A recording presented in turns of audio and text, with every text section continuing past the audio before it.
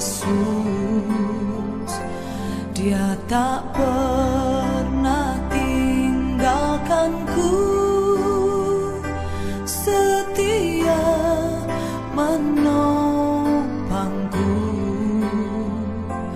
berseru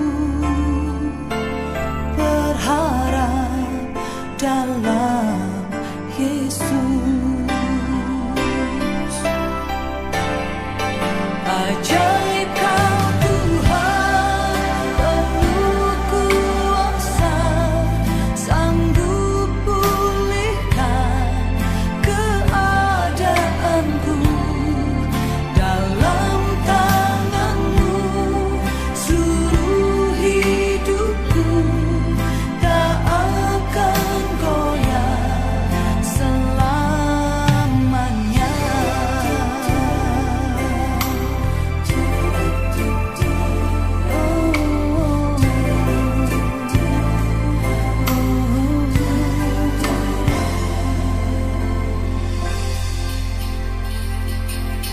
Kekuatan di hidupku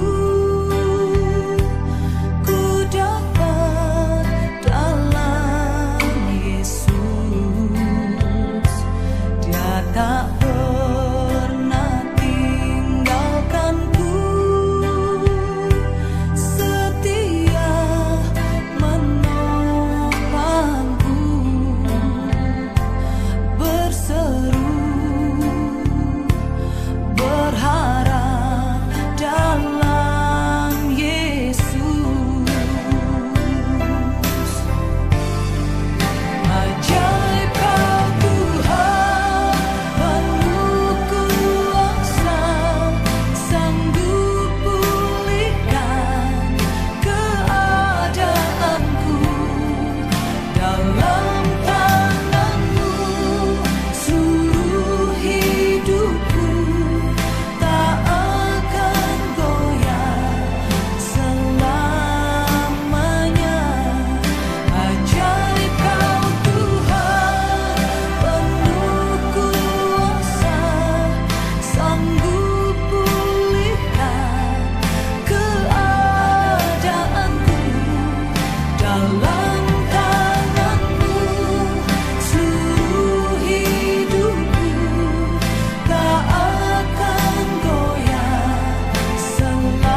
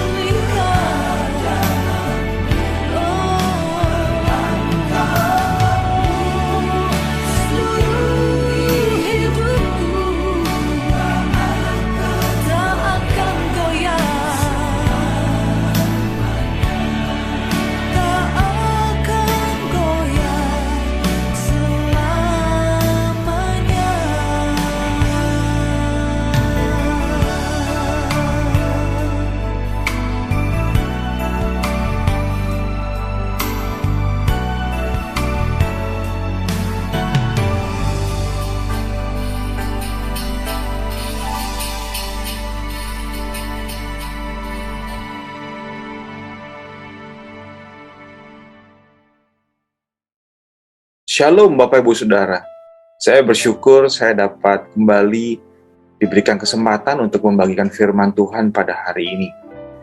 Tapi sebelum saya membagikan firman Tuhan, saya ajak Bapak Ibu Saudara untuk sama-sama berdoa.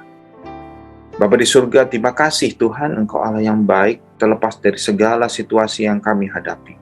Engkau tetap Allah yang baik. Engkau Allah yang baik, dulu, sekarang, sampai selamanya. Dan kami percaya Engkau yang memelihara kehidupan kami, ya Tuhan.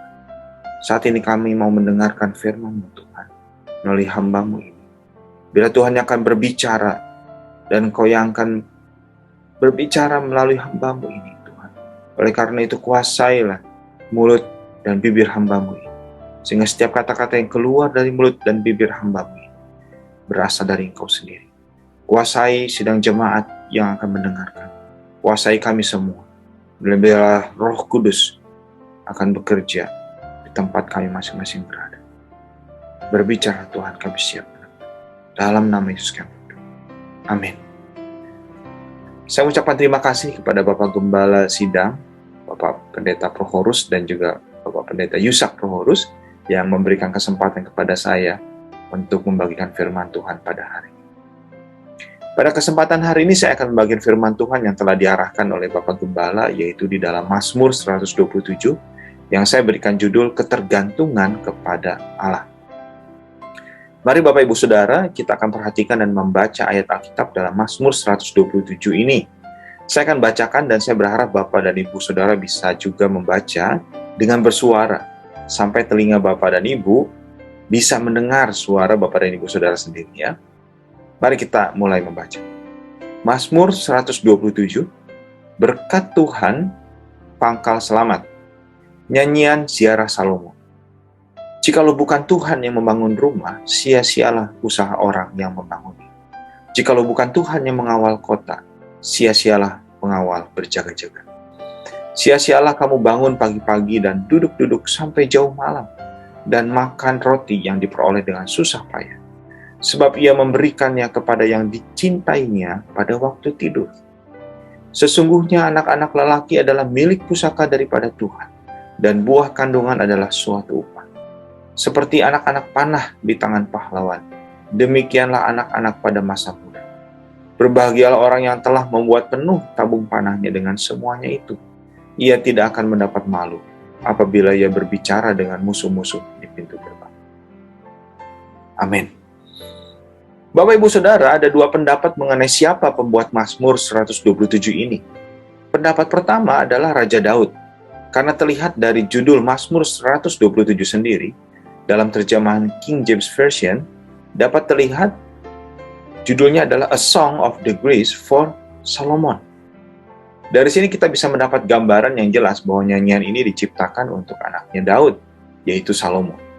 Pendapat kedua adalah bahwa Mazmur 127 ini diciptakan oleh Salomo sendiri, karena banyak sekali frase yang digunakan sama dengan penyampaiannya di dalam kitab Pengkhotbah yang diciptakan langsung oleh Raja Salomo. Frase yang dimaksud adalah sia-sia atau kesia-siaan. Banyak frase dalam Mazmur 127 ini juga tertulis dalam kitab Pengkhotbah. Para peneliti Alkitab tentunya memberikan pendapat berdasarkan apa yang dipelajari menurut keahlian dan keilmuannya. Tapi saya yakin terlepas dari pendapat pertama maupun pendapat kedua, Mazmur 127 ini dibuat adalah untuk kita semua. Mari kita perhatikan ayat 1 dan 2. Saya mengerti sekali apabila peneliti Alkitab menyampaikan pendapatnya bahwa Mazmur ini dibuat oleh Raja Daud untuk anaknya sendiri, yaitu Raja Salomo. Sangat jelas karena bahwa di dalamnya ada terkandung mengenai pembuatan rumah dan kota, di mana kita tahu Raja Salomo lah yang membuat istana kerajaan yang sangat megah dan bait Allah yang terkenal, dan membuat kota Yerusalem dan negaranya aman tanpa serangan dari musuh. Kita sangat mengenal Raja Salomo sebagai raja yang penuh hikmat, pengetahuan, dan kemampuan. Tetapi Raja Daud mengingatkan agar dalam pelaksanaan pembangunan rumah, juga dalam mengawal kota, harus mengandalkan Tuhan. Daud mengerti sekali bahwa Salomo memang pintar dan memiliki kemampuan. Bahkan dicatat dalam 2 Samuel 12 ayat 24 bahwa Tuhan mengasihi anaknya, yaitu Salomo. 1 Raja-Raja 3 ayat 1 menuliskan bahwa Salomo selesai mendirikan istana atau rumah pribadi, dan rumah Tuhan dan tembok sekeliling Yerusalem. Ayat ini menjelaskan bagaimana betul rumah dan penjagaan kota dibuat oleh Salomo. Dari uraian ini kita bisa mengetahui bahwa ketergantungan kepada Tuhan dalam setiap perkara kehidupan sangat diperlukan. Sebagaimana Daud sudah ingatkan kepada Salomo. Salomo dikenal sebagai orang yang sangat berhikmat sehingga sangat memiliki potensi untuk melupakan Tuhan dan menggunakan pengertian serta hikmatnya sendiri. Padahal, hikmat dan pengertian itu berasal dari Allah. Daud sangat tahu bahwa Salomo akan sibuk dengan pekerjaannya karena memiliki tugas untuk membangun rumah, bait Allah, dan harus menjaga kota. Oleh sebab itu, bapaknya Salomo, yaitu Daud, mengingatkan Salomo dan mengajarkannya untuk tetap ingat kepada Tuhan.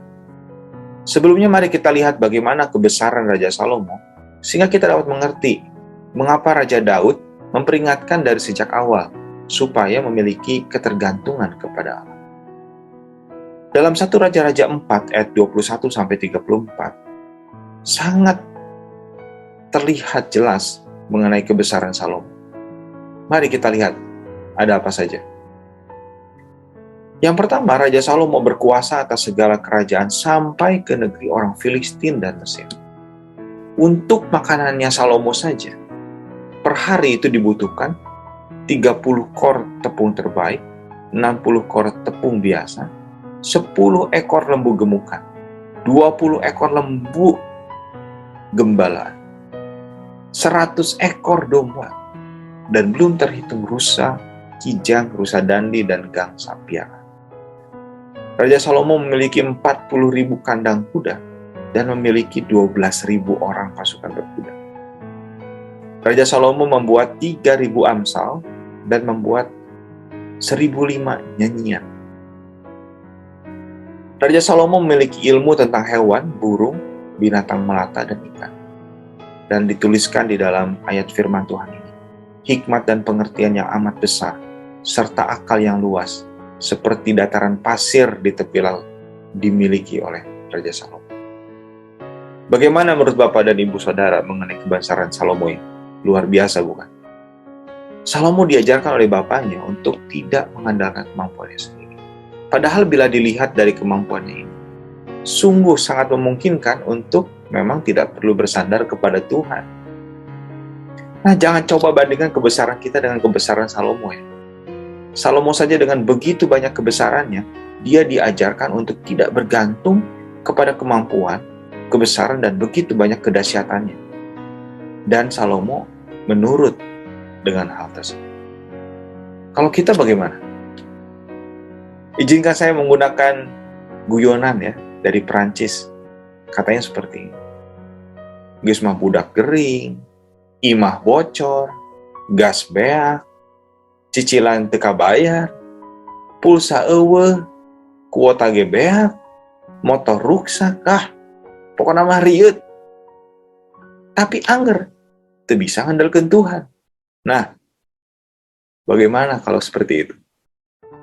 Bapak Ibu Saudara, Daud mempersiapkan kehidupan Salomo karena tahu bahwa Salomo tidak akan menjadi orang yang berhasil kalau tidak mengandalkan Tuhan. Walaupun Salomo begitu banyak kebesaran, dan salah satu keberhasilan Salomo terjadi karena dia mau mengandalkan Tuhan. Dan ini juga yang menjadi salah satu penyebab jatuhnya Salomo. 1 Raja-Raja 11 ayat 6 menuliskan bahwa Salomo melakukan apa yang jahat di mata Tuhan. Dalam arti hidupnya tidak bergantung kembali kepada Tuhan. Jadi apa yang Tuhan katakan?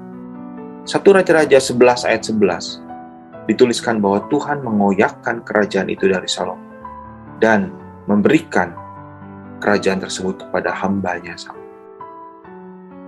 Sangat menyedihkan karena Salomo tidak setia untuk memegang janjinya kepada Tuhan, untuk memiliki ketergantungan kepada Tuhan, maka semua menjadi sia-sia.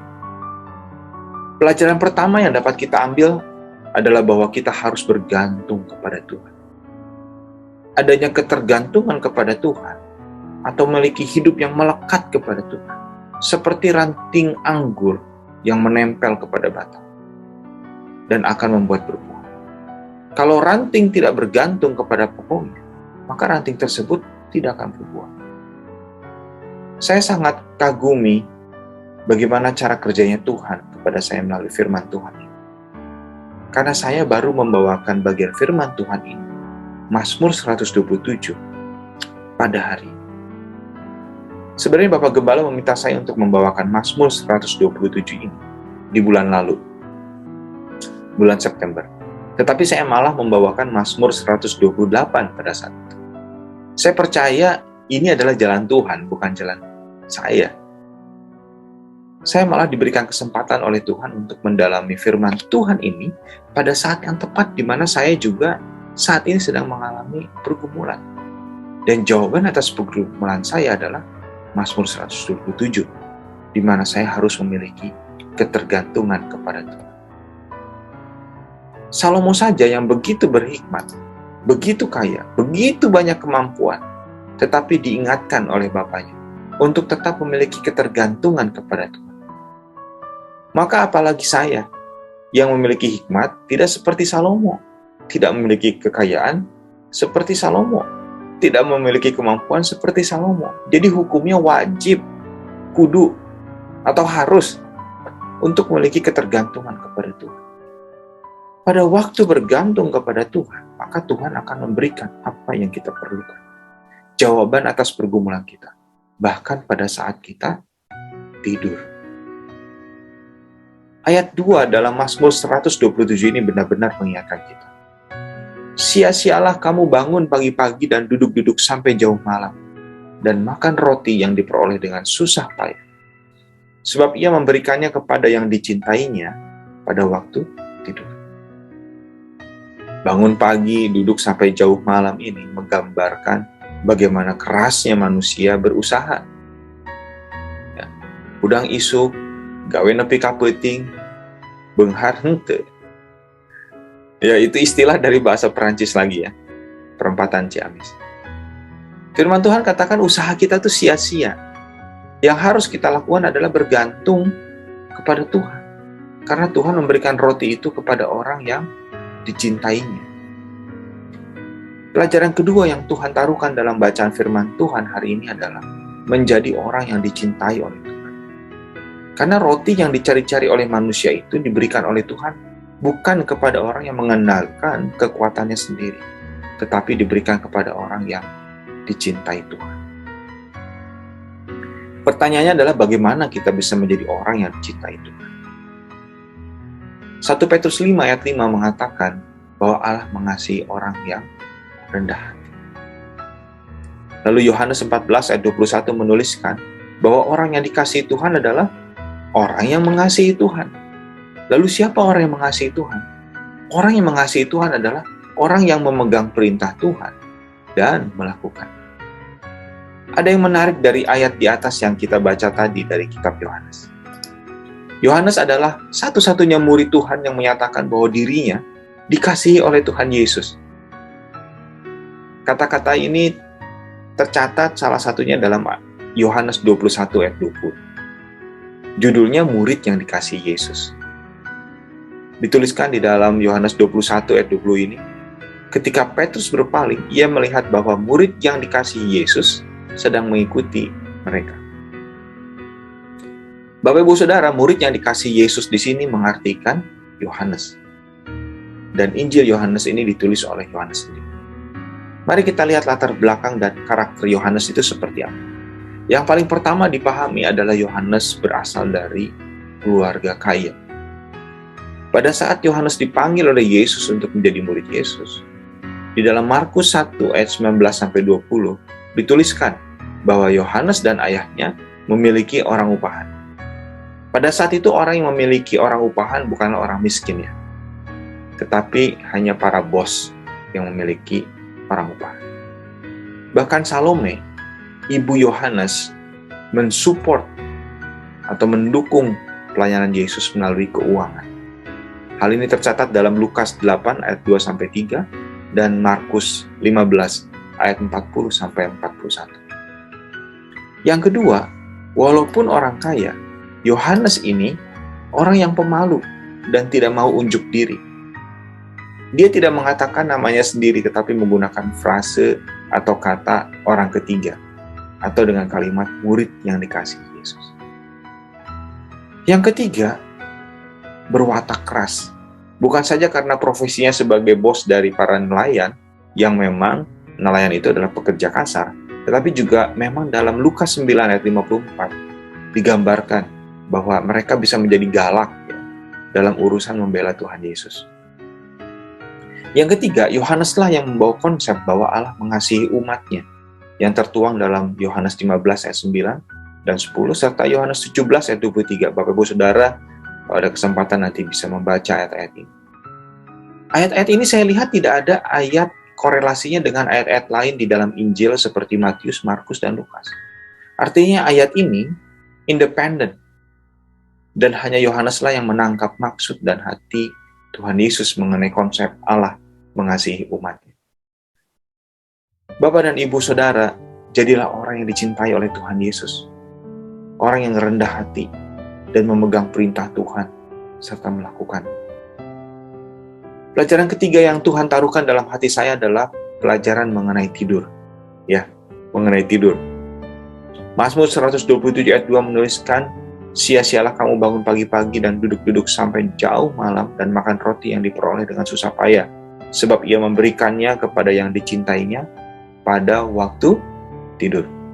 Saya akan ajak Bapak Ibu dan Saudara untuk membaca terlebih dahulu bagian Alkitab di dalam Kejadian 2 ayat 15 sampai dengan 22.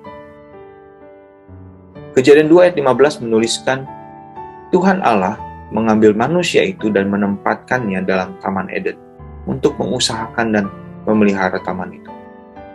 Ayat 18, Tuhan Allah berfirman, tidak baik kalau manusia itu seorang diri saja. Aku akan menjadikan penolong baginya yang sepadan dengan dia. Lalu Tuhan Allah membentuk dari tanah segala binatang hutan dan segala burung di udara. Dibawanya lah semuanya kepada manusia itu untuk melihat bagaimana ia menamainya, dan seperti nama yang diberikan manusia itu kepada tiap-tiap makhluk yang hidup, demikianlah nanti nama makhluk itu. Manusia itu memberi nama kepada segala ternak, kepada burung-burung di udara, dan kepada segala binatang hutan. Tetapi baginya sendiri ia tidak menjumpai penolong yang sepadan dengan dia. Lalu Tuhan Allah membuat manusia itu tidur nyenyak. Ketika ia tidur, Tuhan Allah mengambil salah satu rusuk daripadanya, lalu menutup tempat itu dengan daging. Dan dari rusuk yang diambil Tuhan Allah dari manusia itu, dibangunnyalah seorang perempuan, lalu dibawanya kepada manusia itu. Inilah dia, tulang dari tulangku dan daging dari dagingku. Ia akan dinamai perempuan, sebab ia diambil dari laki-laki. Bapak Ibu Saudara, yang menarik adalah pada saat tersebut Tuhan tahu kebutuhan manusia itu apa, yaitu seorang penolong yang sepadan. Tetapi ayat 19 menuliskan bahwa lalu, ya, ada kata lalu. Artinya, ayat ini masih nyambung dengan kondisi sebelumnya. Lalu Tuhan Allah membentuk dari tanah segala binatang hutan dan segala burung di udara. Nah, inilah ketidaknyambungannya ya. Manusia perlu penolong, tetapi Tuhan malah membentuk binatang hutan. Pasti tidak ada yang cocok. Tapi jangan pikir Tuhan tidak tahu kondisi ini. Ternyata Tuhan mengerti sekali bahwa tidak ada penolong yang sepadan dengan Adam. Lalu Tuhan Allah membuat manusia itu tidur nyenyak. Salah satu ahli Alkitab menyatakan bahwa setiap ada kata pertama yang disebut dalam Alkitab, maka kata tersebut memiliki arti penting. Saya percaya tidak ada kata tidur dalam Alkitab sebelum yang dituliskan dalam Kejadian 2 ayat 21. Pada waktu manusia tidur, Tuhan bekerja. Pada waktu manusia bekerja, bukan berarti Tuhan tidur, tetapi Tuhan tidak bekerja. Pada waktu manusia turun tangan, Tuhan angkat tangan. Pada waktu manusia angkat tangan atau menyerah, Tuhan turun tangan atau ikut bekerja. Sepertinya ada banyak yang bingung ya, saya ulangi. Pada waktu manusia tidur, Tuhan bekerja. Pada waktu manusia bekerja, bukan berarti Tuhan tidur, tetapi Tuhan tidak bekerja. Pada waktu manusia turun tangan, Tuhan angkat tangan. Pada waktu manusia angkat tangan, Tuhan turun tangan. Maka dari itu bersyukurlah orang-orang yang bisa cepat tidur ya. Termasuk saya. Pelor katanya. Sekali nempel langsung molor. Tapi seriously, apa yang terjadi ketika tidur? Ketika kita tidur, mata itu tertutup. Waktu kita tidur, kita tidak bergerak. Pikiran kita tuh istirahat. Dan kita tidak berada dalam dunia natural. Pelajaran ketiga yang Tuhan berikan kepada saya ini adalah bahwa tidur merupakan suatu waktu untuk beristirahat dari seluruh kegiatan fisik yang bersifat natural atau alamiah, lalu masuk ke dalam alam yang berbeda, yaitu supranatural. Apa artinya? Kata tidur memberikan makna bahwa kita memasuki bukan alam sadar, yaitu alam di mana Tuhan berada sebenarnya. Di mana ini? Dalam hadirat Tuhan. Bapak Ibu, saya mengajak Bapak Ibu dan Saudara untuk masuk dalam hadirat Tuhan. Biarlah hati kita itu betul-betul melekat dengan hatinya Tuhan. Menempel terus, selalu terkoneksi. Masuk dalam hadirat Tuhan memiliki waktu khusus untuk bersekutu dengan Tuhan. Dalam waktu yang berkualitas dengan Tuhan. Milikilah waktu saat teduh dengan Tuhan. Tenang dan seperti orang tidur. Semua pikiran dan kegiatan di alam nyata ditinggalkan. Masuk dan fokus ke dalam alamnya Tuhan. Bapak dan Ibu Saudara bisa menyembah Tuhan, bisa berkata-kata dengan Tuhan, dan juga bisa nyantai dengan Tuhan. Berdiam diri dan mendengarkan suaranya Tuhan. Kalau suara Tuhannya tidak terdengar, coba minta sama Tuhan. Tuhan, aku mau mendengar suara-Mu saat ini. Dan jangan berharap Tuhan bersuara seperti audible, kedengaran oleh telinga kita. Itu memang memungkinkan. Tapi biarlah Tuhan yang pertama berbicara dalam hati secara lembut. Baik, pelajaran berikutnya adalah mengenai anak-anak. Mazmur 127 ayat 3 dan 4 dituliskan, sesungguhnya anak-anak lelaki adalah milik pusaka dari Tuhan, dan buah kandungan adalah suatu upah. Seperti anak-anak panah di tangan pahlawan, demikianlah anak-anak pada masa muda. Dari ayat ini saya mendapatkan pelajaran yang sangat berharga seperti Daud mengingatkan kepada Salomo bahwa kalau kamu punya anak-anak, ingatlah itu adalah dari Tuhan, bukan dari manusia. Bukan karena kamu kuat, bukan karena kamu pintar. Saya yakin anak Salomo bukan hanya satu atau dua, tetapi banyak. Dan pada saat tersebut, anak lelaki itu dianggap memiliki nilai yang lebih tinggi dari anak perempuan, karena dianggap anak lelaki bisa meneruskan keturunan. Daud merasa perlu untuk mengingatkan Salomo untuk beberapa hal. Yang pertama, anak lelaki itu bukan hasil usahanya sendiri, tetapi pemberian dari Allah. Karena pemberian Allah, yang kedua, anak lelaki jangan diterima begitu saja. Take it for granted. Tetapi harus dihargai, dirawat, dan dijaga. Jangan sampai berpindah ke pemilikan. Dalam hukum waris dikenal satu istilah yang terkenal, yaitu harta asal kembali ke asal. Harta yang menjadi warisan tidak boleh berpindah ke pemilikan, kecuali dalam garisan keturunan yang sah. Demikian juga anak-anak di dalam Tuhan. Anak-anak kita.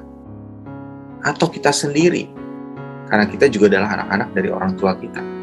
Jangan sampai diterima begitu saja, tidak dihargai. Melainkan harus dijaga, dirawat, dan yang terpenting, kepemilikan kita atau anak-anak kita itu ada dalam Kristus. Yesus adalah pemilik kita. Jangan sampai kita atau anak-anak kita berpindah kepemilikan dari Yesus menjadi kepada yang lain. Bapak Ibu Saudara, bagaimana dengan anak-anak yang bukan lelaki? Apakah artinya anak perempuan bukan milik pusaka? Tentu tidak. Karena secara makna dan konteks, saya yakin bahwa ayat ini tidak sedang berbicara mengenai gender atau jenis kelamin, tetapi berbicara mengenai pemberian Allah dalam bentuk keturunan. Oleh karena itu disambung kembali dalam ayat ini, seperti anak-anak panah di tangan pahlawan, demikianlah anak-anak pada masa muda. Memangnya ada apa dengan anak panah kalau di tangan pahlawan?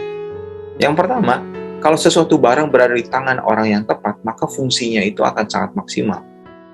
Pisau di tangan seorang koki atau chef berguna untuk memotong wortel atau bahan makanan lain. Tetapi pisau di tangan anak kecil, mungkin seperti saya pada waktu kecil, pisau itu akan membuat lemari-lemari.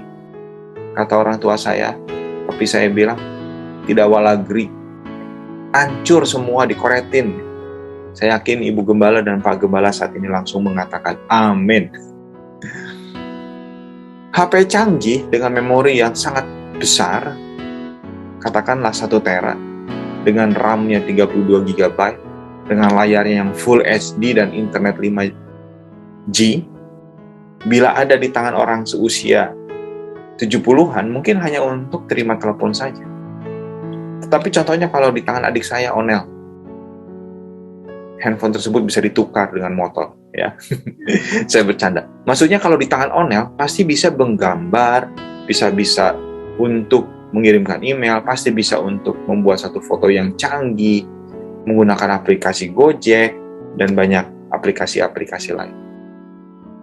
Nah, jadi kalau anak-anak kita dikatakan seperti anak panah di tangan pahlawan, maka akan berfungsi sesuai dengan talentanya. Pertanyaan berikutnya adalah, siapakah pahlawan yang dimaksud?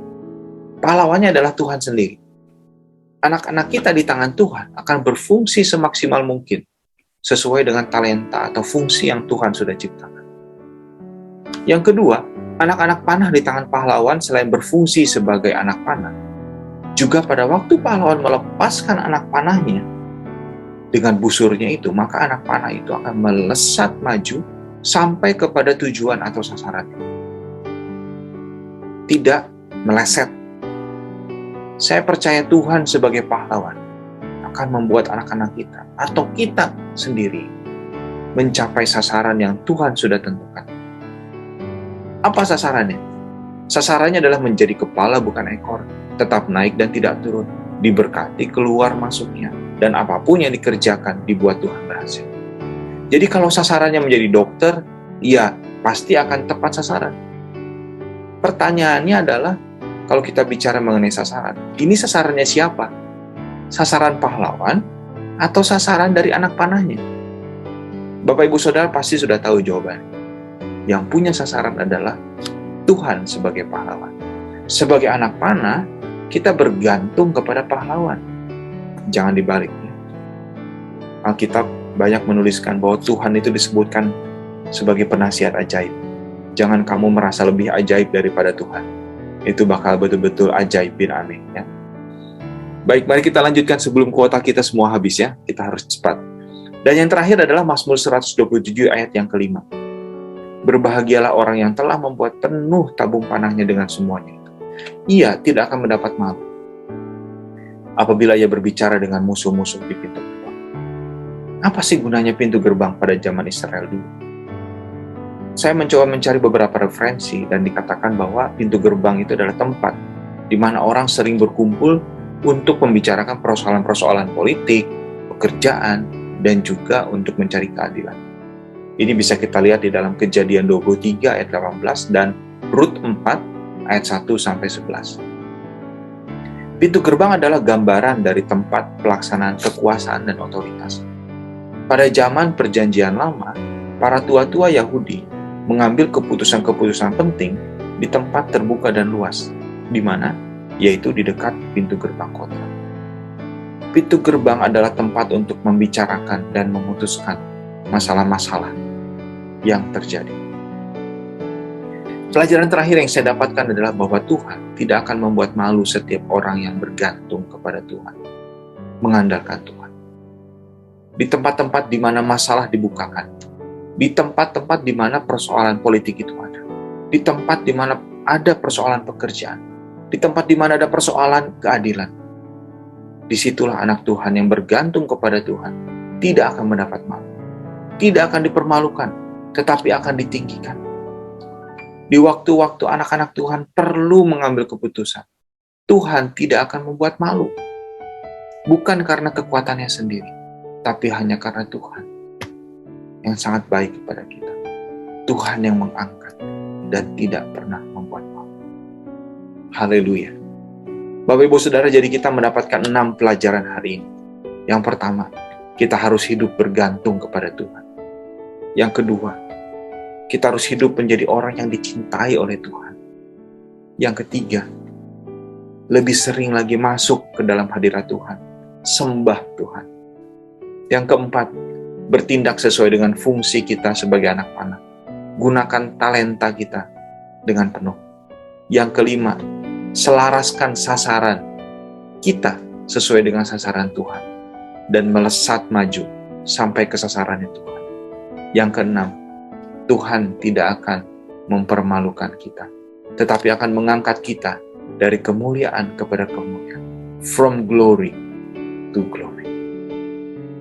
Saya sudah selesai berbicara, tapi saya yakin Roh Kudus akan meneruskan firman Tuhan ini dengan pembicaraan melalui hati saudara kepada Bapak Ibu Saudara semua. Mari kita berdoa. Tuhan Yesus Allah yang baik, saat ini hamba-Mu sudah selesai berbicara. Tetapi hamba-Mu yakin ya Tuhan, bahwa Roh Kudus-Mu akan meneruskan pembicaraan ini di dalam setiap hati Bapak Ibu Saudara yang sedang mendengarkan firman Tuhan, yang sedang berdoa bersama-sama dengan hamba-Mu. Tuhan, Engkau Allah yang baik, Engkau yang memberkati sedang jemaat GBT Yesus Hidup ini. Berkati Bapak Gembala bersama dengan keluarganya. Berkati Bapak Pendeta Prohorus, Bapak Pendeta Yusak Prohorus bersama dengan keluarganya. Saya percaya Tuhan, pertolongan penyertaan Tuhan, pemeliharaan Tuhan ada dalam kehidupan Bapak Pendeta Prohorus dan Bapak Pendeta Yusak Prohorus bersama dengan keluarga. Engkau yang akan berikan perlindungan kepada mereka, memberikan apa yang mereka perlukan. Perkenanan-Mu Tuhan ada dalam kehidupan mereka. Berkati Tuhan sidang jemaat di GBT Yesus Hidup ini. Berkati satu persatu Tuhan. Mereka yang sakit Tuhan sembuhkan. Mereka yang sedang pergumulan, Tuhan berikan jawaban. Mereka yang sedang kekurangan, Tuhan buka jalan. Mari Tuhan, jangan tinggalkan jemaat di GBT Yesus Hidup ini. Tetapi Engkau yang bersama-sama dengan mereka, memegang kuat tangan mereka. Dan Engkau yang akan menyediakan pertolongan penyertaan Tuhan tepat pada waktunya. Terima kasih Tuhan. Di dalam nama Tuhan Yesus, kami berdoa dan mengucapkan syukur. Amin. Mari kita berdoa Bapa kami sama-sama. Bapa kami yang di sorga, dikuduskanlah nama-Mu, datanglah kerajaan-Mu, jadilah kehendak-Mu di bumi seperti di sorga. Berikanlah kami pada hari ini makanan kami yang secukupnya, dan ampunilah kami akan kesalahan kami, seperti kami juga sudah mengampuni mereka yang berkesalahan kepada kami. Dan janganlah membawa kami ke dalam pencobaan, tetapi lepaskanlah kami daripada yang jahat. Karena Engkaulah yang punya kerajaan dan kuasa dan kemuliaan sampai selama-lamanya.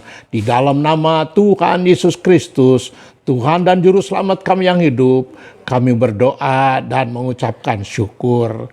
Pada akhirnya saudara-saudara yang dikasihi oleh Tuhan Yesus Kristus, terimalah dan diamlah di rumah masing-masing.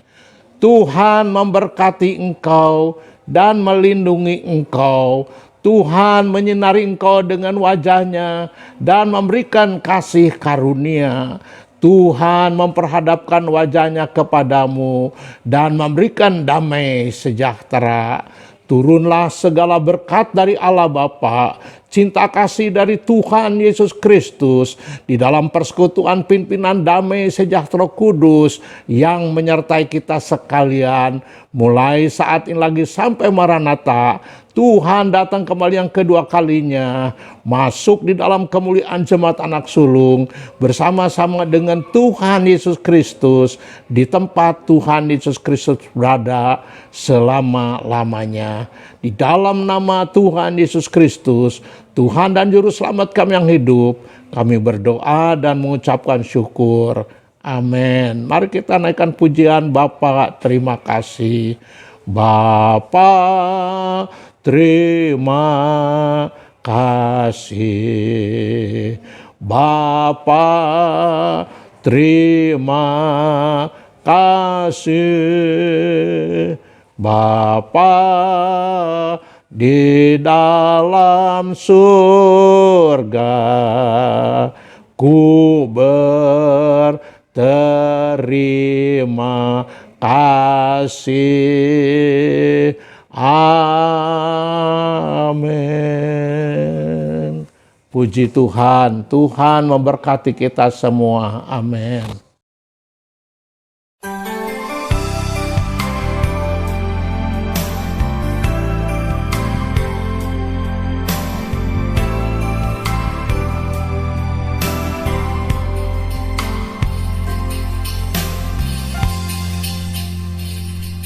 Kekuatan di hidupku ku dapat dalam Yesus. Dia tak pernah tinggalkanku, setia menopangku, berseru berharap dalam